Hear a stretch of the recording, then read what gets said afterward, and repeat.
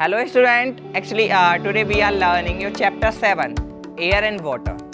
Actually in this chapter what we will learn, इस chapter में हम क्या पढ़ने वाले हैं about your atmosphere और atmosphere की जो layers होती है उनके बारे में हम पढ़ेंगे। सबसे पहले atmosphere होता क्या है। आपकी अर्थ पे आप जानते हो कि एयर का एक लेयर बनी हुई है जिससे हमारी जो अर्थ है वो कवर है। अभी अर्थ के ऊपर जो आप चारों तरफ ये लेयर्स देख रहे हैं यही आपका एटमॉस्फेयर है।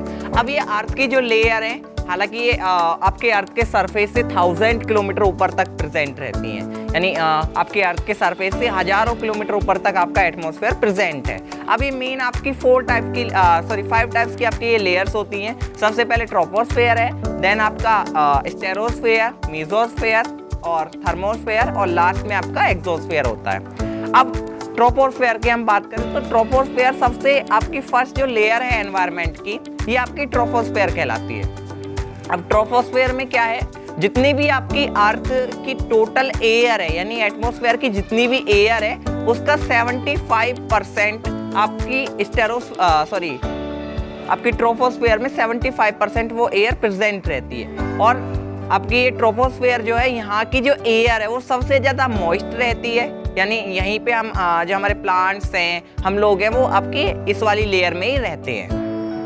ये ट्रोपोस्फेयर जो है इसकी अर्थ के सरफेस से जो इसकी टोटल लेंथ होती है वो अबवली 20 किलोमीटर्स तक रहता है। अब 20 किलोमीटर के ऊपर वाली जो लेयर है उसे हम कहते हैं स्टेरोस्फेयर। अब ये जो आपकी स्टेरोस्फेयर है ये इसमें आपकी ओजोन लेयर होती है। अब जानते हैं ओजोन लेयर का मेन वर्क क्या है, वो आपकी सन से आने वाली जो अल्ट्रावायलेट रेज होती हैं उन्हें रिफ्लेक्ट करके वापस भेज देती है, यानी ये हमारे अर्थ पर आने वाली यूवी रेज को जो हमें हार्म पहुंचाती हैं, हमें हार्म रहती हैं हमारे लिए, उन्हें ये वापस भेज देती है। अब यहीं पे आपके जितने भी जेट एरोप्लेन है, जेट इंजन है, सभी यहीं पे आपकी फ्लाई करते हैं।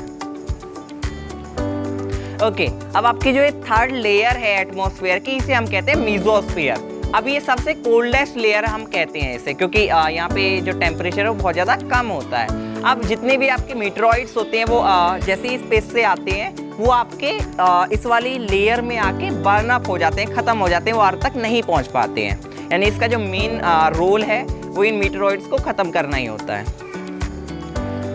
अब जो आपका फोर्थ पार्ट है एटमॉस्फेयर की, यानी फोर्थ जो मेन आपकी लेयर है एटमॉस्फेयर की, उसे हम कहते हैं थर्मोस्फेयर। अब थर्मोस्फेयर का ही एक हम कहेंगे कि पार्ट ही है जिसे हम आयनोस्फेयर कहते हैं। यहाँ पे आयन यानी जो आपके पार्टिकल्स होते हैं, इलेक्ट्रिकल चार्ज पार्टिकल्स, जितने भी आपके वो इलेक्ट्रिकल पार्ट्स जो पार्टिकल्स हैं वो एक लेयर यहाँ पे बना लेते हैं, उसे ही हम आयनोस्फेयर कहते हैं। और जितने भी आपकी रेडियो वेव्स होती हैं वो इसी आयनोस्फेयर से रिफ्लेक्ट होकर और वापस आपकी अर्थ पर पहुँच जाती हैं, जिससे हमारे जो रेडियो ब्रॉडकास्ट होते हैं वो सब इसी के थ्रू पॉसिबल है।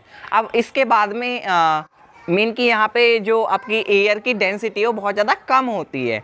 अब इसके बाद में सबसे ऊपर वाली जो लेयर है वो है आपकी एक्सोस्फेयर। अब ये पहचान ही रहे हैं कि ये सबसे लास्ट लेयर हम इसे कह सकते हैं, क्योंकि यहाँ से जो आपका एयर की डेंसिटी है वो बहुत ही ज़्यादा कम हो जाती है और इसी में आपकी जो आपकी आर्टिफिशियल सैटेलाइट्स होती हैं वो यहीं पर प्रेजेंट होती हैं। यानी जितने भी आपके सैटेलाइट्स हैं, जो आप टेलीविज़न देखने के लिए सैटेलाइट्स होती हैं या बाकी चीज़ों के लिए, वो सब यहीं पे अपनी ऑर्बिट बना के ट्रैवल करती हैं अर्थ के चारों ओर।